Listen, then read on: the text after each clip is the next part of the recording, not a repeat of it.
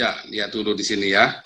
Jadi kita pertama ada Kejadian 1 ayat 1 gambarnya.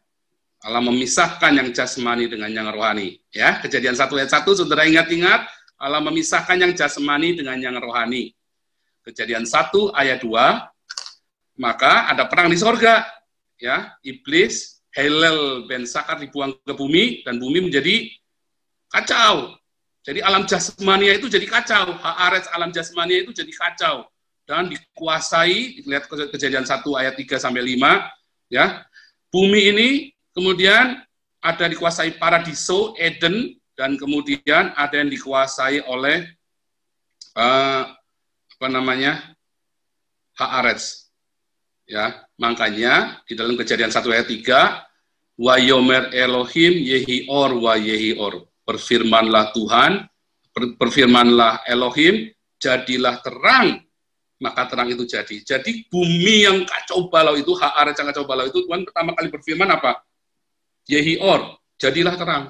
Maka terang itu jadi, dan kemudian Tuhan memisahkan terang dengan gelap, ya, terang yang menerangi bumi dengan gelap, gitu ya. Terang itulah milik paradiso, yang gelap itulah milik kerajaan kegelapan. Makanya mereka selalu disebut kerajaan kegelapan, penguasa kegelapan. Kemudian bagian yang keempat, ada new heavens and earth. Ya, di dalam Wahyu 21 ayat 1, dan kemudian ada Gehenna, neraka, lautan api, dalam Markus 9 tadi, ayat 46 sampai 47, sama Wahyu 20 ayat 10 sampai 14. Saudara harus bedakan itu dengan pasti. Ini ceritanya. Di dalam Alkitab kita dikatakan sebelum Yesus disalib, semua orang berdosa dan para nabi termasuk dari Adam, Nuh, Abraham, Yakub, Yunus, Daud, mereka semua pergi ke Sheol atau ke Hades. Contohnya dalam Kejadian 37 ayat 35, Yakub berkata, aku akan turun ke dunia orang mati, ke Sheol, dia bilang. Terus Yunus 2 ayat 2 sampai 6, Yunus berkata, dari tengah dunia orang mati. Jadi mereka sudah ada di Sheol. Daud bolak-balik bilang, dari jeratan orang mati, dunia orang mati, Sheol. Ya, kata Sheol ini semua orang itu pergi ke Sheol. Makanya mereka itu takut mati, semua orang-orang ini takut mati. Mengapa? Karena mereka perginya ke Sheol, ke dunia orang mati. Berbeda setelah Yesus disalib, semua orang yang percaya Yesus akan pergi ke paradiso. Dan semua orang yang tidak percaya Yesus, dia akan pergi ke Hades. Di dalam Lukas 16. Ya. Nah, kemudian setelah paradiso, akan ada kerajaan 1000 tahun. Nah, ada lagi nih kerajaan 1000 tahun, nambah lagi apa? Banyak orang menyalahartikan kerajaan 1000 tahun ini berarti sorga. Tapi bukan kerajaan sorga. Sorga itu salah ya, istilah sorga itu berarti paradiso, berarti berhenti di situ. Ya, sorga itu ada di paradiso. Definisi sorga tadi kan kita sudah masuk balik, paradiso, tempat para Elohim, tempat celestial. Itulah paradiso, itulah Eden. Ya, paradiso, taman, kata paradiso itu dikata taman ya, paradiso. Nah, jadi di kerajaan 1000 tahun ini berbeda ya, orang-orang yang sudah mati, yang percaya kepada Tuhan ya, akan dibangkitkan, dan kemudian mereka akan memerintah dalam kerajaan 1000 tahun. Saudara kalau lihat kerajaan 1000 tahun ini ada dalam Yesaya 11, Yesaya 65, dan dalam Wahyu 20 ayat 1 sampai 6. Nah, setelah kerajaan 1000 tahun, langit dan bumi itu digulung, ya, dan diciptakanlah langit dan bumi yang baru. Dan orang-orang yang tidak percaya pada Tuhan dilempar, iblis dan orang yang tidak percaya Tuhan dilempar ke neraka. Itu ceritanya begitu. Sebentar, ini jam berapa? Apakah masih ada waktu? Kak Vanessa atau Kak Riyama? Oke, kita lanjut ya. Nanti admin mohon kasih tahu kalau sudah lewat waktunya. Kemudian, Nah, ini tadi ya, Kejadian 37 ya. Saya tunjukkan bahwa Yakub pun pergi ke Seol ya. Itu saya ada keterangannya, Seol adalah dunia orang mati ya. Terus kemudian dalam Yunus 2 ayat 2 sampai 6 itu Yunus pergi ke Seol ya. Itu ayat-ayatnya dari situ. Kemudian Matius 27 waktu Yesus disalib dan Yesus mati, maka kuburan-kuburan terbelah dan orang-orang kudus ya dibangkitkan. Kemudian Yesus berkata sama penjahat di sebelah kanannya dalam Lukas 23 ayat 43, sesungguhnya aku berkata kepadamu, hari ini engkau akan bersama dengan aku di paradiso. Paradiso ya, bukan di langit bumi yang baru, bukan di mana-mana, di paradiso, bukan di Hades. Ya. Tapi kalau Yesus berkata di dalam Lukas 16 tentang Lazarus dan orang kaya, ya, maka orang miskin itu mati dan dibawa oleh malaikat ke pangkuan Abraham, dan orang kaya juga mati dan dibawa di Hades, ya. Dan itu sebuah perumpamaan ya, jadi bukan sebuah kronologis, saudara harus ingat ya. Dan nanti kelanjutannya adalah cerita tentang kebangkitan orang mati, yaitu Yesus. Jadi kalau orang tidak percaya cerita para nabi, walaupun Yesus bangkit dari mati pun orang nggak akan percaya. Artinya begitu ya.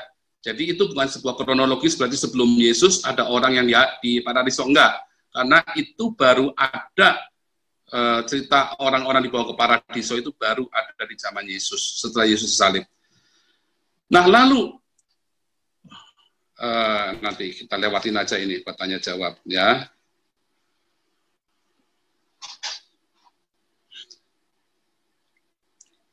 Yesus berkata kepada Petrus, hai Petrus, di atas batu karang ini aku akan mendirikan gerejaku, ya, bukan gedung gereja, jangan salah, ya, bukan organisasi gereja, tapi gereja, jemaat, eklesia, ya, dan gerbang alam maut tidak akan menguasainya. Terus ayat 19 tadi, 14, ayat 19 dikatakan, aku akan beri kamu kunci kerajaan Allah. Ya. Jadi gerbang alam maut tidak menguasainya dan kasih kunci kerajaan Allah. Gereja itu kita, Anda dan saya. Terus Yesus berkata dalam Wahyu 1 ayat ke-18, ayat 17-18, Wahyu 1 ayat 17 dan 18, tolong bahasa Indonesianya. Wahyu 1 ayat 17 dan 18. Ketika aku melihat dia, tersungkurlah aku di depan kakinya, sama seperti orang yang mati. Tetapi ia meletakkan tangan kanannya di atasku, lalu berkata, jangan takut, aku adalah yang awal dan yang akhir, dan yang hidup. Aku telah mati, namun lihatlah aku hidup sampai selama-lamanya, dan aku memegang segala kunci maut dan kerajaan maut.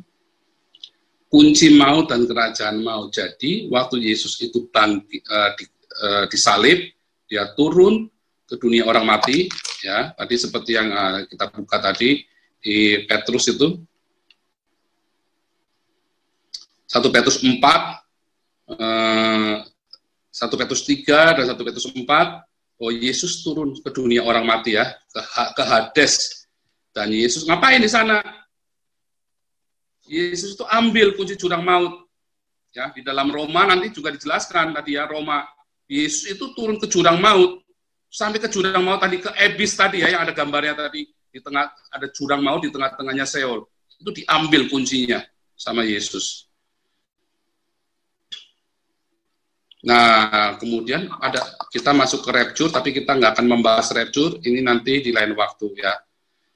Lihat, saudara, nanti akan terkejut ya. Sesungguhnya aku mengatakan kepadamu suatu rahasia, kita tidak akan mati semuanya, tetapi kita semuanya akan diubah dalam sekejap mata pada waktu bunyi nafiri yang terakhir. Sebab nafiri akan berbunyi dan orang-orang mati akan dibangkitkan dalam keadaan tidak dapat binasa. Dan kita semua yang masih hidup itu akan diubah. Lihat, nafiri dibunyikan, ya, nafiri terakhir, orang-orang mati akan dibangkitkan dan kita akan diubah. Berarti rapture itu bareng dengan kebangkitan orang mati, ya. Ini coming soon, nanti ya, bukan sekarang. Maksudnya kita akan ceritanya nanti. Nah, sekarang ini kita masih menuju ke kerajaan 1000 tahun, ya, mana singa sama domba makan rumput, beruang sama singa makan rumput, terus anak kecil angon beruang sama singa, yaitu dalam Yesaya itu dikatakan demikian. Kalau saudara lihat dalam Wahyu 20 ayat 4 sampai 6. Lalu aku melihat tata-tata dan orang-orang yang duduk di atasnya. Kepada mereka diserahkan kuasa untuk menghakimi. Aku juga melihat jiwa-jiwa mereka yang telah dipenggal kepalanya karena kesaksian tentang Yesus, karena firman Allah, yang tidak menyembah binatang dan patungnya, dan yang tidak menerima tandanya pada dahi dan tangan mereka. Lihat, yang kuning, dan mereka hidup kembali dan memerintah sebagai raja bersama-sama dengan Kristus untuk masa 1000 tahun. Lihat, mereka dibangkitkan setelah mereka tidak menyembah binatang dan patungnya, mereka baru dibangkitkan untuk masuk ke kerajaan 1000 tahun. Ya, ayat 5. Tetapi orang-orang mati lain tidak bangkit. Yang lain nggak bangkit sebelum 1000 tahun. Inilah kebangkitan yang pertama. Artinya apa yang dibangkitkan? Yang tadi yang Paulus bilang, ya, sangkakala telah dibunyikan, kita yang percaya pada Yesus yang mati dan yang hidup, yang mati dibangkitkan, yang hidup akan diubah. Di waktu apa? Kita memasuki kerajaan 1000 tahun. Kenapa? Karena mereka akan memerintah sebagai raja bersama dengan Yesus. Inilah kebangkitan pertama, berbahagialah dan kuduslah ia yang mendapat bagian dalam kebangkitan pertama. Kematian yang kedua tidak berkuasa lagi atas mereka. Mereka menjadi imam-imam Allah dan Kristus, dan mereka akan memerintah sebagai raja bersama-sama dengan Dia 1000 tahun lamanya. Lihat, kita nanti rapture persis masuk 1000 tahun. Ya, kemudian yang mati dirubahkan, dibangkitkan, kita dirubahkan dan masuk ke dalam kerajaan 1000 tahun. Ya, nanti detailnya lain kali. Lihat, kebangkitan pertama, tidak ada kebangkitan kedua. Tapi dibilang kebangkitan pertama, iya, tapi nggak ada kebangkitan kedua. Cuman dibilang kebangkitan pertama. Alkitab nggak pernah bilang kebangkitan kedua lagi. Ya, hanya ada satu kloter. Jadi bareng-bareng, oh itu kan kloter pertama, itu nanti zaman sebelum antikris tadi, oh enggak, cuma satu kloter. Alkitab cuma sebut satu kloter, dibangkitkan bareng-bareng semuanya. Tidak ada kloter-kloter lain. Yang mati dibangkitkan, kita yang masih hidup dirubah dalam tubuh kemuliaan. Kemudian, yang dibangkitkan pada kebangkitan pertama tidak akan mengalami kematian kedua. Jadi nanti kalau kita sudah dibangkitkan, nggak akan mati lagi. Ya, kita yang dirubah dalam tubuh kemuliaan, ya nggak mati juga. Yang tidak dibangkitkan pada kebangkitan pertama akan mengalami kematian kedua.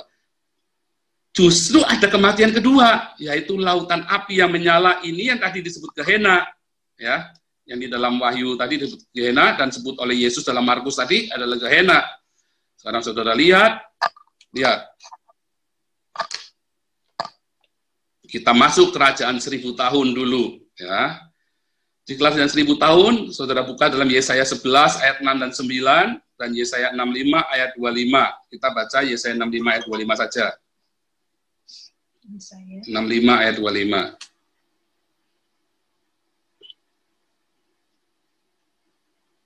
Yesaya 65 ayat yang 25. Serigala dan anak domba akan bersama-sama makan rumput. Singa akan makan jerami seperti lembu dan ular akan hidup dari debu. Tidak ada yang akan berbuat jahat atau yang berlaku busuk di segenap gunungku yang kudus, firman Tuhan. Ya, serigala dan domba makan rumput, ya. Saudara buka di dalam Yesaya 11 ayat 1, ini sudah saudara lihat ini di layar. Suatu tunas akan keluar dari tunggul Isai dan Taruk, yaitu Notsri, ya, Nasaret. Notsri, Taruk itu dalam bahasa Ibrani Notsri, ya, yang akan tumbuh dari pangkalnya akan berbuah. Yesus the Nazaret, ya, makanya disebut, maka ia kembali ke Nazaret, sehingga ia disebut oleh para nabi Yesus orang Nazaret. Tapi kata orang lain nggak ada kata orang itu, artinya Yesus the Nazaret, artinya Yesus Hanotsri, Yesua Hanotsri, Yesua sang Taruk. Taruknya siapa? Taruknya Isai, bapaknya Daud, ya. Yesus adalah sang taruh. Jadi di mana nubuatan itu ada di dalam Yesaya 11 ayat 1, yaitu dikata taruh. Yesus sang taruh. Yesus adalah taruhnya Isai. Isai itu bapaknya Daud. Kemudian kalau saudara lihat dalam Yesaya 11 ayat 4, ia akan menghakimi orang lemah dan dengan keadilan, ia akan menjatuhkan keputusan orang tertindas di negeri dengan kejujuran. Ya, jadi masih ada aktivitas, ya. Dia menjatuhkan penghakiman, keputusan, dan orang-orang tertindas di negeri dengan kejujuran. Jadi masih menghakimi itu, belum selesai. Ia akan mengajar bumi dengan perkataannya seperti dengan tongkat, dan dengan nafas mulutnya ia akan membunuh orang fasik. Lihat, kata nafas, ia membunuh dengan nafas mulutnya, itu seperti Yesus membunuh antikristus. Wahyu, the beast, dibunuh dengan nafas,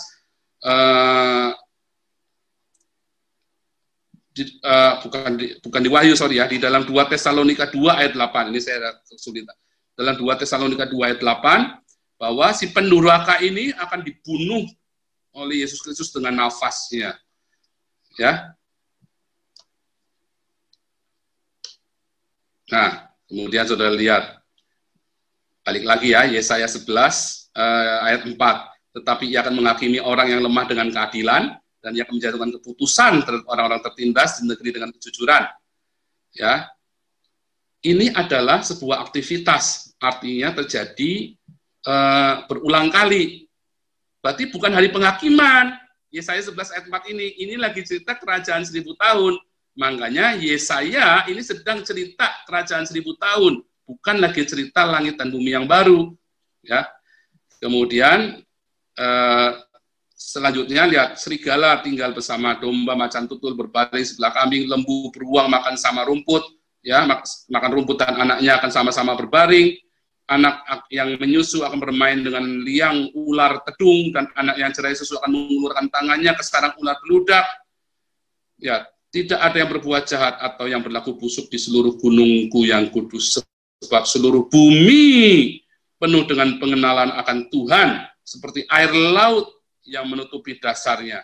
Masih ada laut, masih ada binatang, ya. Kalau saudara lihat nanti Yesaya 65 ayat 17 akan dimulai dengan, lihat aku menciptakan langit yang baru dan bumi yang baru, yang dahulu tidak akan diingat lagi dan tidak akan timbul lagi dalam hati. Kemudian ganti topik, itu bukan melanjutin topiknya yang ayat 18, tetapi bergiranglah, ya, sesungguhnya aku menciptakan Yerusalem. Sejak kapan Yerusalem diciptakan? Enggak ada. Artinya bukan menciptakan Yerusalem fisiknya, tetapi menciptakan kedamaian, kondisinya. Karena nanti kalau saudara lihat, Yerusalem itu tidak diciptakan tapi turun dari sorga. Ya, Yerusalem itu turun dari sorga, enggak diciptakan. Sudah ada sekarang di sorga. Yerusalem itu sudah ada di paradiso, sudah ada di Uranon. Nanti saudara, kita akan ke sana. Jadi Yesaya 65 ayat 17, Yesaya lagi cerita, aku menciptakan langit dan bumi yang baru. Tapi kemudian dia cerita lagi, berubah ke Yerusalem. Nah, ini sekarang ada Yerusalem dibuat sekondisi ini. Lihat, apa bedanya langit bumi yang baru dengan Yerusalem, dengan kerajaan 1000 tahun yang diceritakan dalam 65 ayat 18. Yesaya 65 ayat 20, lihat, di situ tidak akan lagi bayi yang hidup hanya beberapa hari, atau orang tua yang tidak mencapai umur suntuk, sebab yang mati pada umur 100 tahun masih dianggap muda, dan siapa yang tidak mencapai umur 100 tahun akan dianggap kena kutuk. Artinya apa? Artinya masih ada kematian. Masih ada kematian. Ya. Sedangkan di dalam langit dan bumi yang baru, nanti nggak ada kematian. Nah, sedangkan di situ masih ada kematian. Kenapa? Karena itu kerajaan 1000 tahun, masih ada kematian dalam kerajaan 1000 tahun. Umurnya 100 tahun, yang belum umur 100 tahun sudah mati, oh berarti dia itu orang yang nggak baik. Jadi kalau saudara lihat di dalam Wahyu 22 ayat 3, nggak ada laknat di langit dan bumi yang baru. Tetapi di dalam Yesaya 65 ayat 20 ini masih ada kutuk, masih ada laknat. Artinya ada orang-orang yang nekat, bikin jahat, dihantam sama Tuhan, dihajar dengan firman-Nya. Makanya nggak ada orang, itu kerajaan damai benar. Semua damai. Ya, singa sama beruang makan rumput, anak-anak mainan ular tedung, ular beludak. Nah, sebenarnya saudara lihat, ini dalam bahasa aslinya ya, dipisahkan. Lihat, aku membuat langit dan bumi yang baru. Tapi kemudian dia cerita tentang Yerusalem. Mengapa? Mengapa lagi cerita langit bumi yang baru, terus cerita Yerusalem? Karena, lihat, kerajaan 1000 tahun yang berpusat di Yerusalem adalah sebuah persiapan untuk langit dan bumi yang baru. Sebelum langit dan bumi yang baru itu datang, diciptakan, maka Tuhan akan buat kerajaan 1000 tahun damai yang berpusat di Yerusalem. Di seluruh dunia damai, pusatnya di Yerusalem.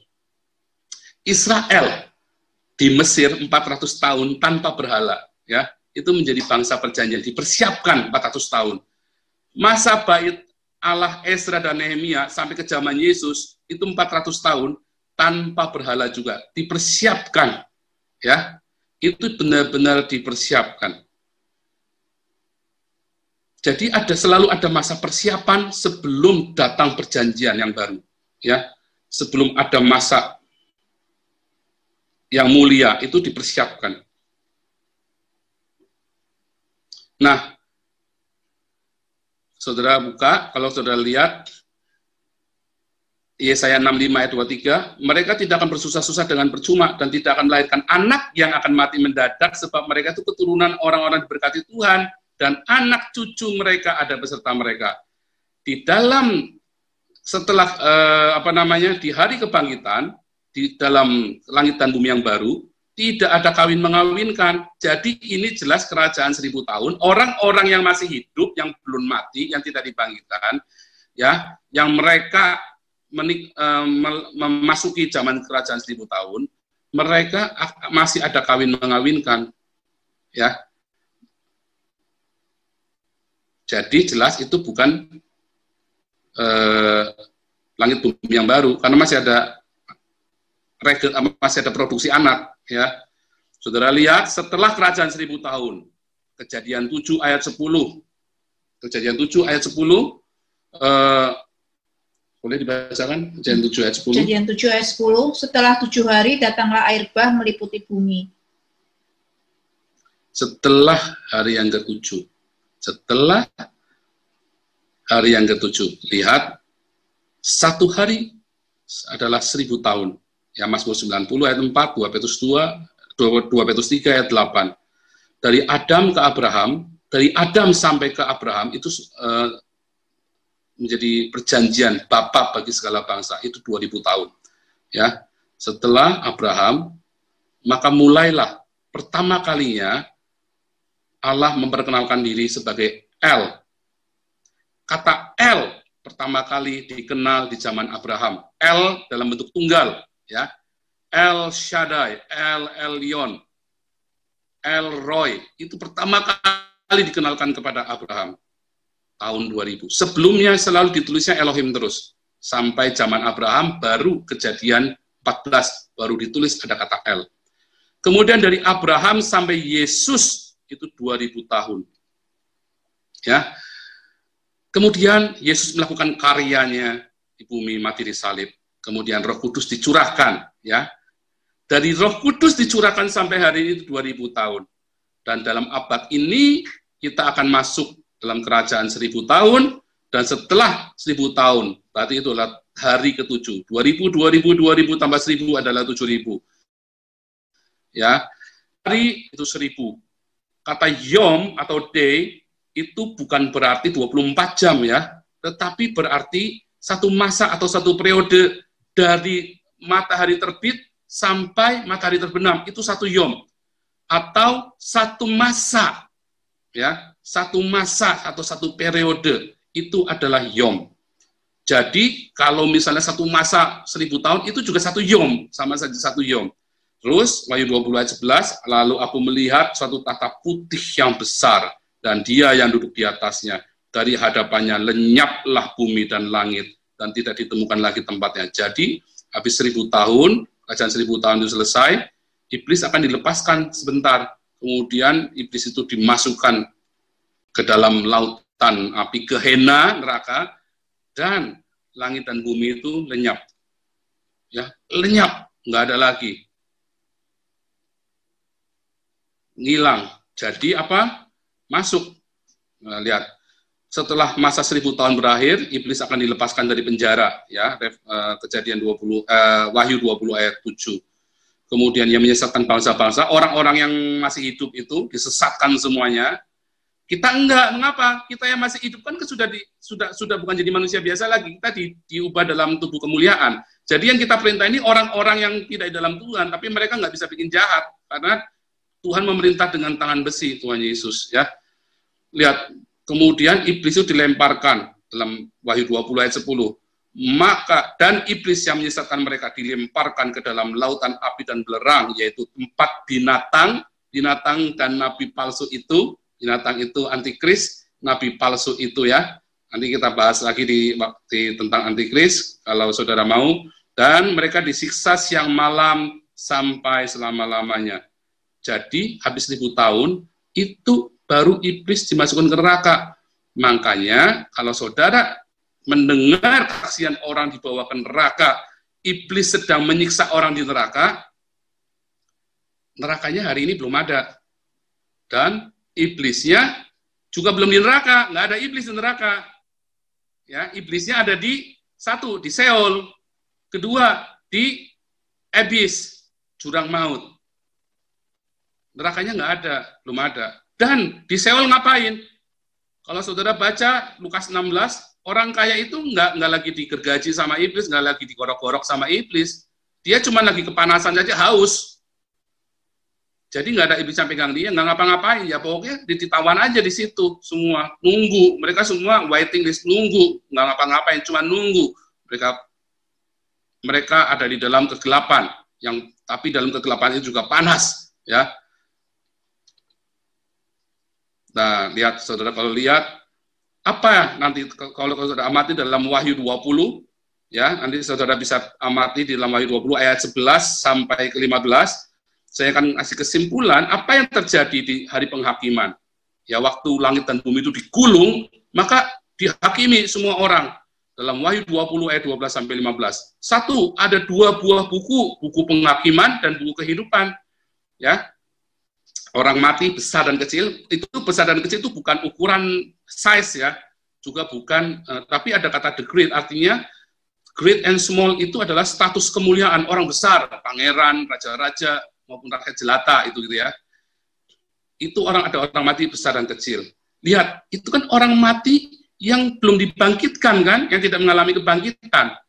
Dia tidak dibilang mengalami kebangkitannya kedua, tapi dia pokoknya orang-orang mati ini dihakimi, berdiri dihakimi, yang ada di Hades. Orang ini ada di Hades, ya, dihakimi sesuai perbuatannya. Mengapa? Karena namanya tidak ada di dalam buku kehidupan. Lalu mereka dibuang ke neraka. Itu tertulis jelas di dalam Wahyu 20 ayat 12 dan 15, ya. Nah, mereka dibuang ke neraka. Kasihan, ya. Kasihan sekali. Kalau saudara lihat, banyak orang menafsirkan 1 Korintus 3, oh, kita nanti di neraka sebentar saja disucikan, nanti terus kita masuk surga. Ya, di 1 Korintus 3 ayat 15. Boleh tolong bacakan 1 Korintus 3 ayat 15. 1 Korintus 3 ayat yang ke-15. Jika pekerjaannya terbakar, ia akan menderita kerugian, tetapi ia sendiri akan diselamatkan, tetapi seperti dari dalam api. Satu lagi, 1 Korintus 5 ayat 4. 1 Korintus 5 ayat yang keempat. Bila mana kita berkumpul dalam roh, kamu bersama-sama dengan aku, dengan kuasa Yesus Tuhan kita. Ya, kalau saudara amatin, ya, di situ,